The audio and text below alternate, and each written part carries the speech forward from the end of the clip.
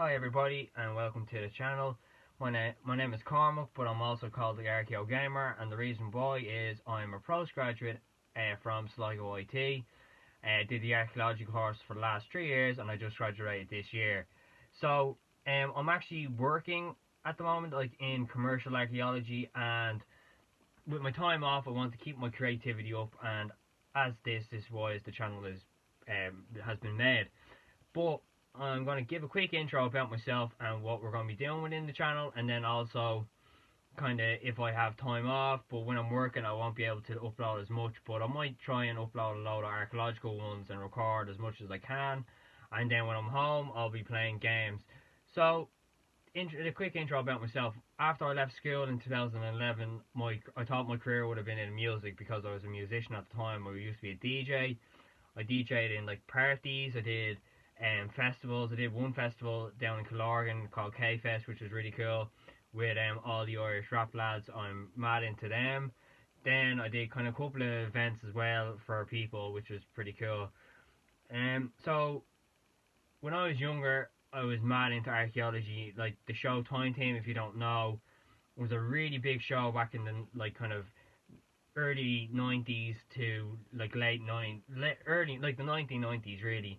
And it was basically that Tim Robinson and the team used to go in and excavate this place in 3 days.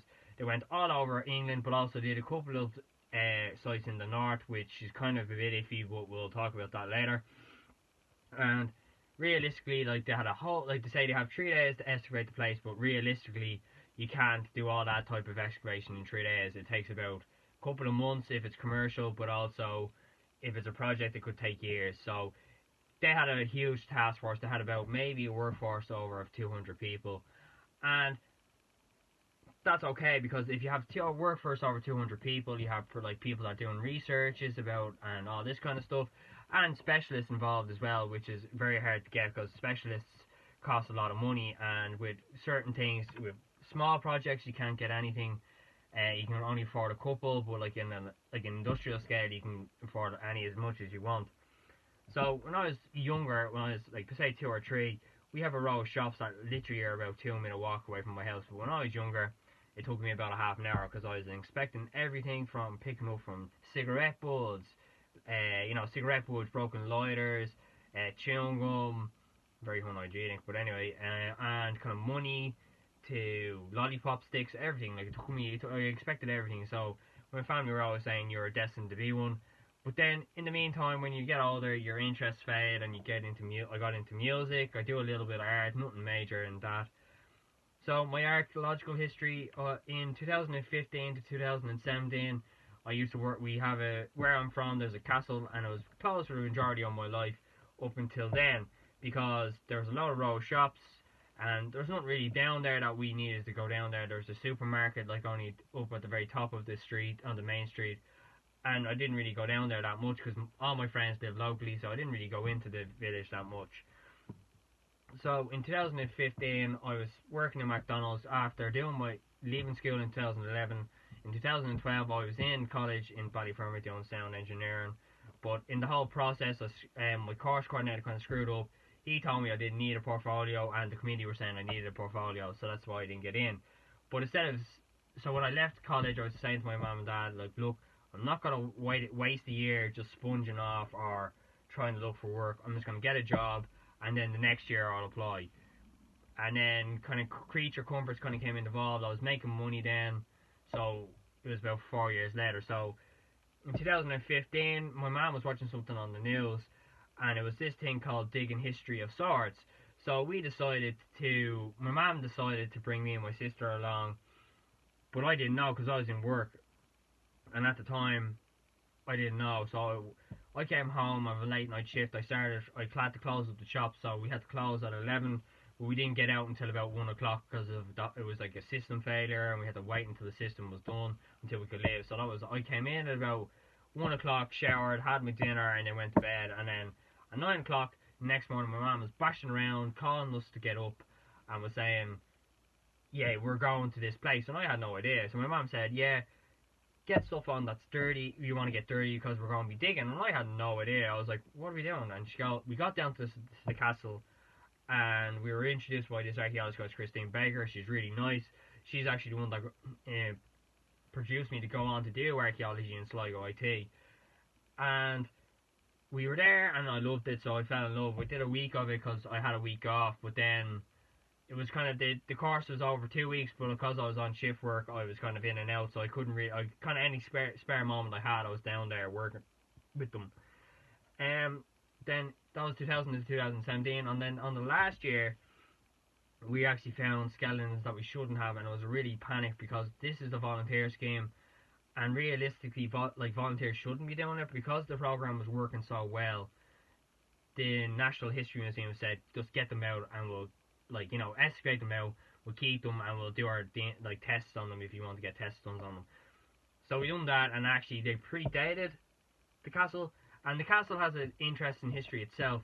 So, it's obviously a castle, but then it was an orchard, and then in the late 70s and 80s it was an orchard, and then before then it was a medieval marketplace, and then the Archbishop himself of Dublin actually had his guest house down there, and we had interesting finds there, tiles and stuff that were really interesting. Tom Fanning was the guy that was mad into, I think in the 60s and 70s he excavated there, and he removed the majority of them, but he left ones that weren't nice, that were broken, and he wanted the complete ones. So we actually in 2017 found where the floor originally was when the Archbishop was there, and we retrieved all the broken ones as well. I was in charge of that trench. Even though I was a volunteer, I had more experience than people that were there, and it was pretty cool because I got to run my first trench. I was kind of going into college then, and I could say that I actually did a lot of stuff, a lot of work with archaeologists and with specialists that were doing fine specialists and environmental. And throughout this channel I'll be going through everything that an archaeologist does. People just think that archaeology is a narrow slit, but it actually is not. It's very diverse in things. You can do a lot of stuff with it. And also in gaming you think archaeologists aren't involved, but actually realistically they are. You see on the end credits that there'll be people named there, but they won't say what they've done. But archaeologists play a big place, and of course we all know is Assassin's Creed. Assassin's Creed is one of the biggest games in the world, but in the first couple of ones, during the Renaissance period, which I'll go through in Italy, but when things were getting built, the Colosseum wasn't there. It was being built at that stage, but because the game wanted to be as realistic as possible, buildings that were getting built and were being built at the time, they got it into great detail, and archaeologists put their input and say this is what you need to do, and this is what they would have used, and getting into the grand details and things. So archaeology can go into gaming as well, but not also gaming. It can be going to the very different options of stuff. So yeah, that's that. So then in 2018 and 2019 we were in this place called Dramana. I'll throw it up on the screen beside me here, but it's a little town in between Lusk and Lochshinny. Well, it's not a town, it's kind of a place, but there's a Martello Tower there, which is the English built so that Napoleon couldn't invade or the Romans couldn't invade from behind England. And they're all over, they're scattered all over the coastlines of Ireland, and they're widely densed on the west coast of Ireland because of England's so close to us that they could have an eye on, but there are a lot there as well. But also the west is where they're exposed, and they could come in from the back channels through Scotland or in through the north and come to England. So that was that. So the first year we were kind of excavating in and around that Martello Tower. It was kind of saying was how long the occupation was there any Romanist British trading centres, and there was a couple of good finds there. I came back from my year in Sligo, my first year in Sligo. Our training excavation was the first week, so when I came back I was there for the last week kind of helping, just clearing off stuff, making sure that everything was kind of done properly. And then at the end of that year, we're kind of the end of 2019, we're supposed to go in this year, in 2020, we're supposed to go back to Germany, but we couldn't go back because of this whole COVID thing, so that's delayed for another year. But kind of in between then, we went to this place called the Null. Now, it's a little town just outside where I'm from. I'm pretty close to the airport in Dublin, so kind of just a bit further out is a little town called the Null. Now, this place is pretty cool. It was it's a graveyard there from the medieval times, but there's a little strip now where they want to extend it a little. So that means we have to go in. Now, in the next couple of videos, I'll tell you the process. But yeah, we were there. We didn't find very much. Hold on a second. So yeah, when we were in the Knoll, there's this guy called Philip O'Gowna, and he does. He's really cool. He actually does a lot of a lot of work, but he also worked with the chess set out of Harry Potter. I'll whack it up over there. But these, he made each and every one person a chess piece. So me and my mum got one because we were on that year. I got the king. He has no beard, but yeah, he has no beard on this one. And he's sitting on a nice throne, which is pretty cool. Very detailed, very done. These are all based off original pieces now. And then my mum got the queen. I'll just try and get it in focus there. But yeah, so yeah, it was pretty cool. So he made them kind of just for the people that volunteered. So everybody got one. It was really cool.